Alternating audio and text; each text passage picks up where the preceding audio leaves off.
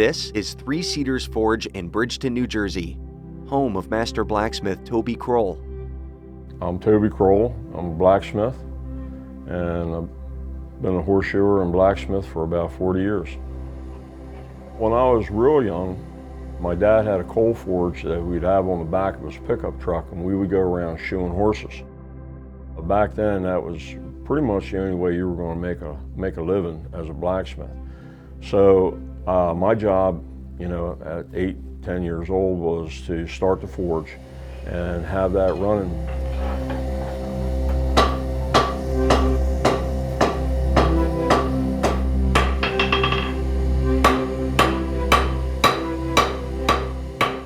These days, Toby is more likely to be turning horseshoes into hearts, or forging a flower, a 10-pound apple, or other beautiful metal objects. But he still sticks to the basic elements of blacksmithing: coal, fire, and steel. Another thing he does now is teach. This is the Blacksmith's Apprentice. I'm Stephen Nuttall. I am an apprentice blacksmith. The first time together, I really had no idea what to expect. I didn't know if this guy was going to be tough or mean or yell at me. I had an idea what I wanted to do, but I was nervous that I was just going to be a complete failure. He knows it all. Just ask him. Oh, there you go. There you go. You've crossed the line, pal. Oh, I still love you. We worked together really well. He came there with a desire to learn how to do it and to learn the fundamentals, the techniques. There's only about 12 different things that you really need to know to move metal in the direction that you want it to go, so it looks like something. It ends up being what you want. On the agenda today, bottle openers and the traditional clam knife, a signature eating utensil of the Jersey Shore.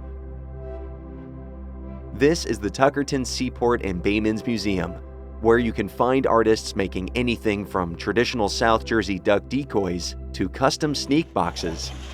And soon, Tuckerton Seaport will have its own resident blacksmith. We're in Tuckerton, New Jersey. This is the Tuckerton Seaport. What we've got going on here is this is the temporary location for the blacksmith shop that'll soon be open. What I want to be able to do is recreate some of the items that were used in this area. We've got the old Parsons clam house, which is nearby, and we've got similar clam knives and oyster knives there. We can make those. And those can be sold by the Tuckerton Seaport. A lot of people still call Tuckerton Clam Town. There's a very rich clammer heritage in Tuckerton. A lot of the restaurants and stores have their parking lots are clamshells. We set out to put Toby and Stephen's creations to use. First, we needed some clams, which happened to be plentiful in Tuckerton. Hi, how are you? Hey, how you doing?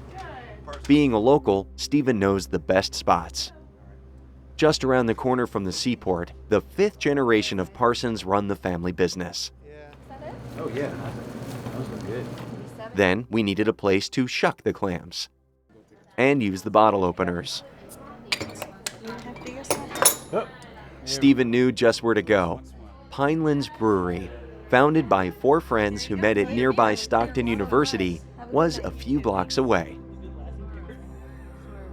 I've got a collection of things that I've made, and it's kind of hard to part with them for them to actually be used. And so that's one of the things that I'm having to learn, is that I'm making stuff for a practical purpose, so I should use it for that purpose.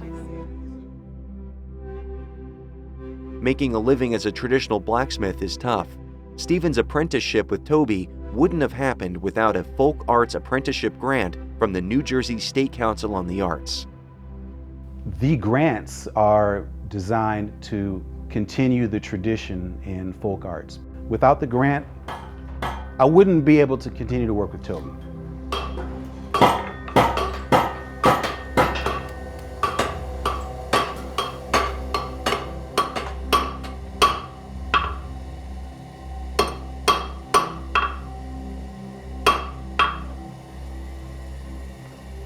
When I see someone struggling with a technique, and then all of a sudden, wow, it happens. He gets the idea, he's able to do it. To see the joy in their faces is just, I just can't tell you how good that makes me feel.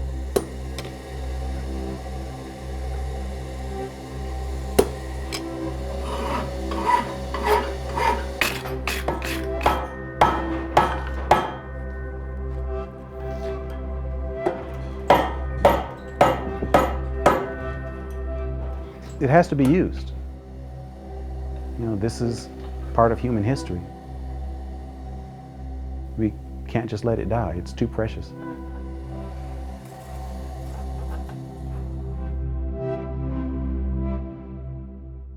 The New Jersey State Council on the Arts, encouraging excellence and public engagement in the arts since 1966, is proud to co-produce State of the Arts with Stockton University, New Jersey's distinctive public university. Additional support is provided by the Geraldine R. Dodge Foundation,